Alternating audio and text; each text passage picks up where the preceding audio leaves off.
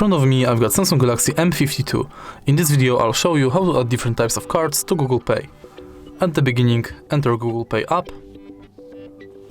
tap the blue button at the bottom of the screen and focus on loyalty, gift card and public transport.